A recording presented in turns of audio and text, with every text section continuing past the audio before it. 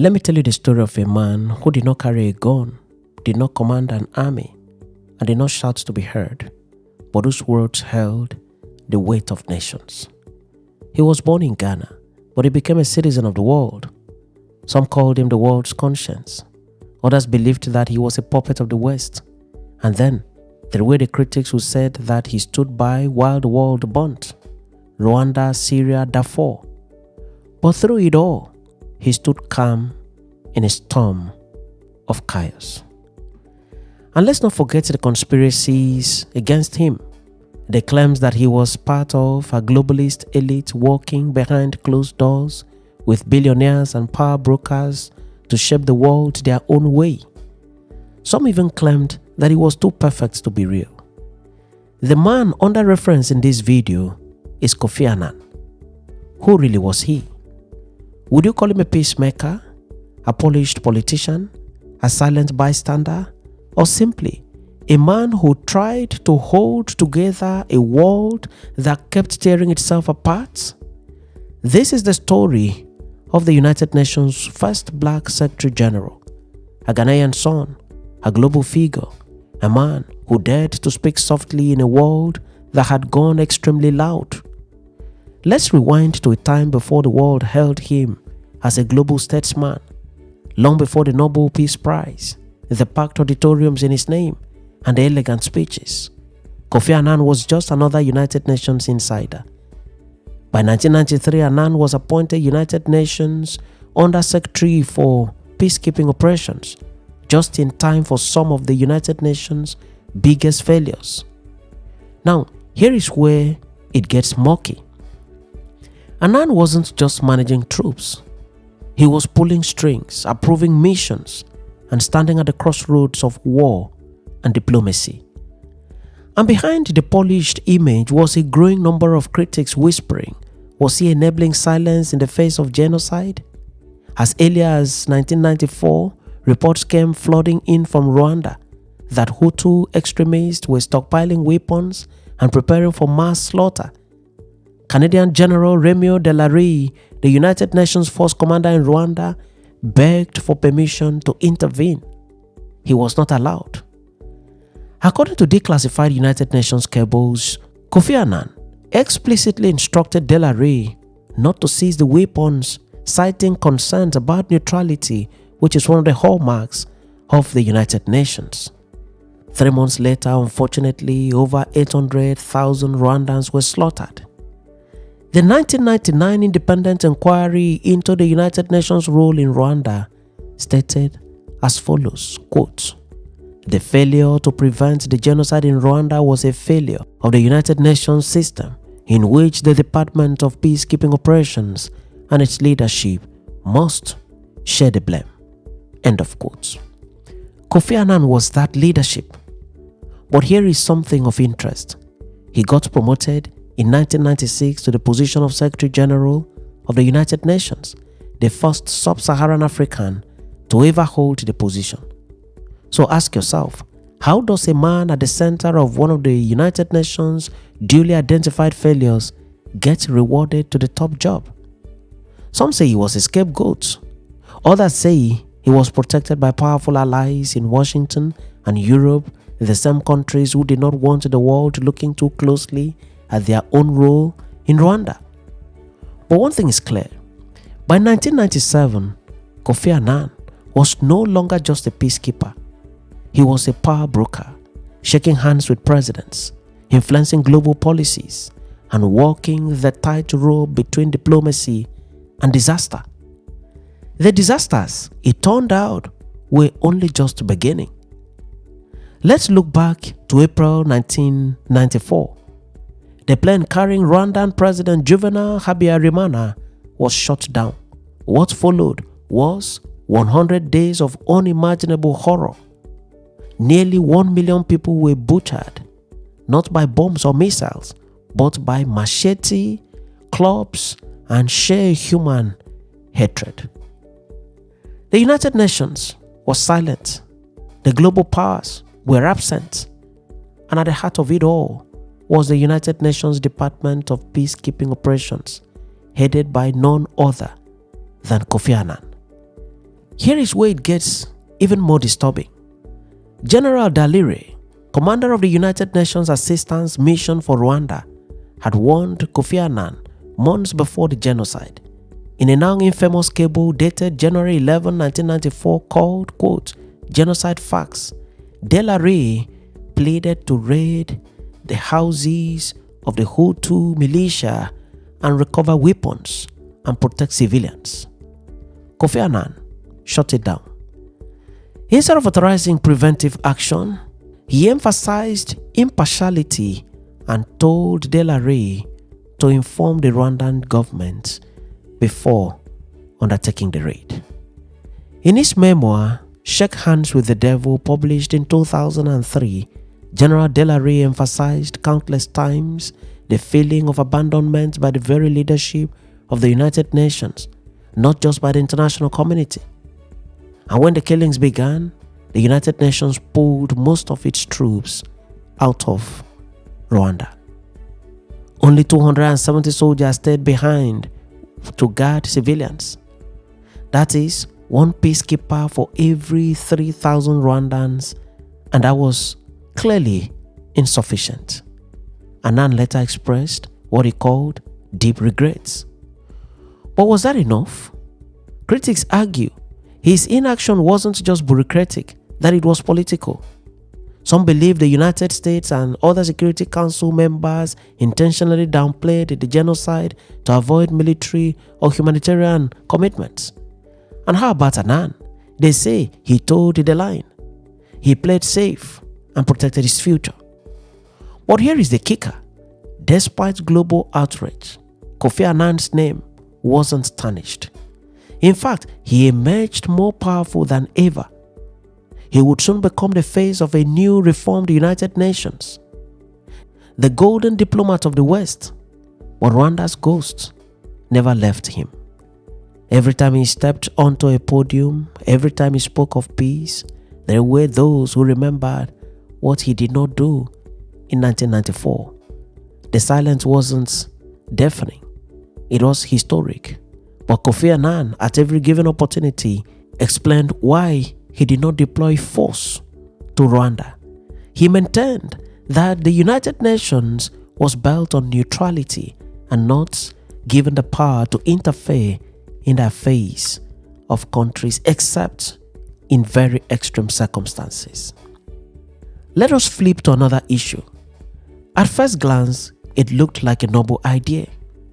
The United Nations launched the Oil for Food program in 1995 to let Iraq sell oil in exchange for food and medicine by passing harsh sanctions meant to punish Saddam Hussein's regime, not the Iraqi people.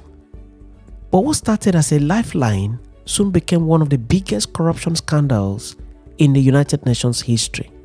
And Koffi Anan, now Secretary General, found himself at the center of a global storm. Here is how the program worked. Iraq sells oil under the United Nations supervision. The money goes into a United Nations controlled bank account, and from there, the United Nations buys food, medicine, and essentials for Iraqis. Iraq under Saddam Hussein exploited the system. Companies inflated prices, officials took kickbacks, and billions of dollars were diverted into private pockets. The scheme ballooned to involve over 2,000 companies and dozens of countries, with bribes and illegal oil deals estimated at over $10 billion at the time. Now enter the controversy.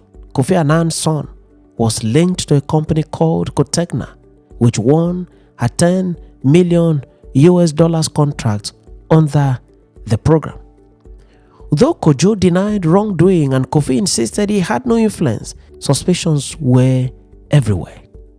A United Nations appointed investigation led by former US Federal Reserve Chairman Paul Volcker did not directly accuse Koffi Anan of corruption, but the reports criticized his management, called the oversight negligent, and raised serious questions about how much he truly knew or chose to ignore.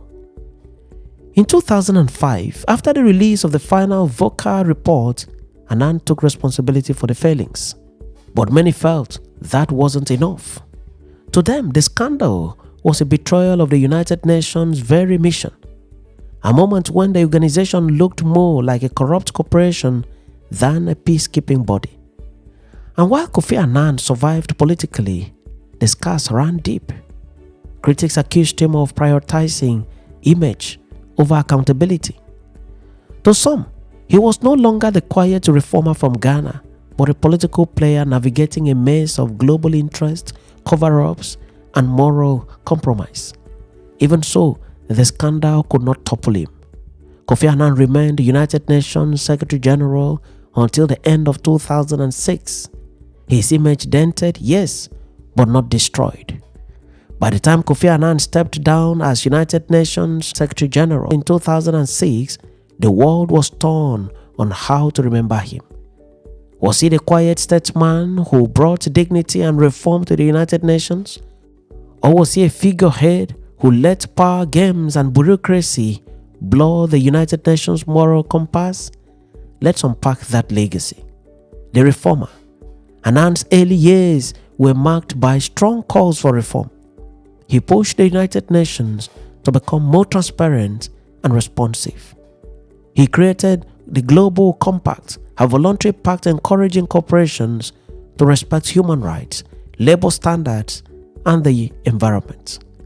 He was also instrumental in crafting the Millennium Development Goals, which set targets for poverty reduction, gender, equality, and education across the globe.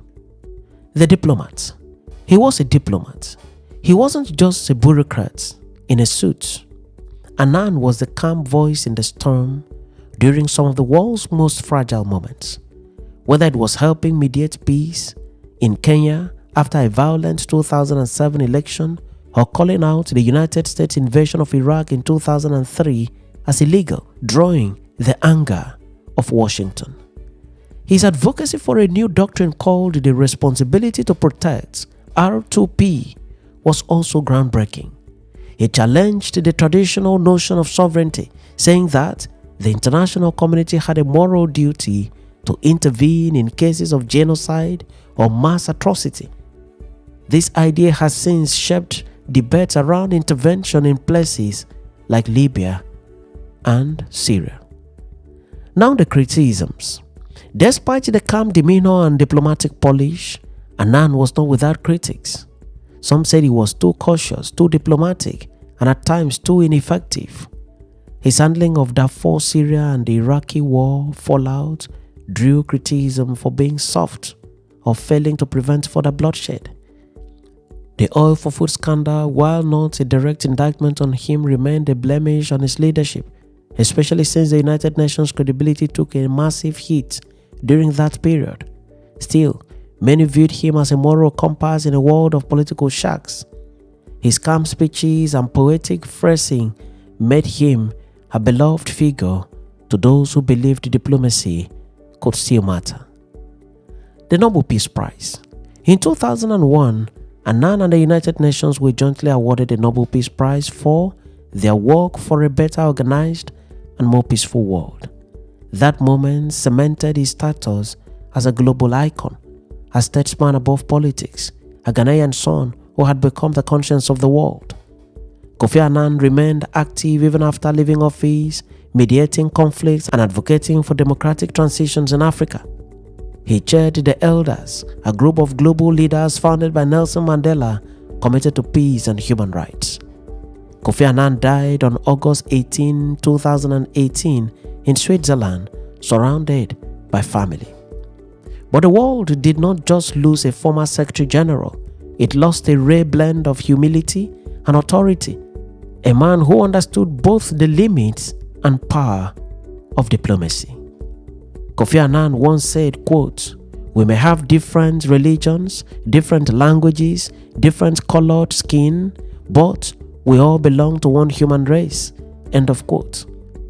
In a world divided by borders, beliefs, and bombs, Anan believed in dialogue, not domination. He believed in peace, not just as a dream, but as policy. His journey from Kumasi to the marble floors of the United Nations headquarters wasn't just about personal ambition. It was about proving that calm can be powerful and that Africa could give the world more than its pain. He could offer its leaders too. He wasn't perfect. He had failures. But he also had something rare: integrity, vision, and the patience to speak when others screamed. And long after the headlines fade and the criticisms dull, one thing will remain clear: Koffi Anan walked the tightrope of diplomacy, and the world was better for it. Thanks for watching this edition of Back in History, and do remember to subscribe to the channel or follow the page for regular notification on every new video. I am your friend and host Ekemini, wishing you the best of time in all you do and thanking you for following me as we walk through the corridors of the history of Africa and the world.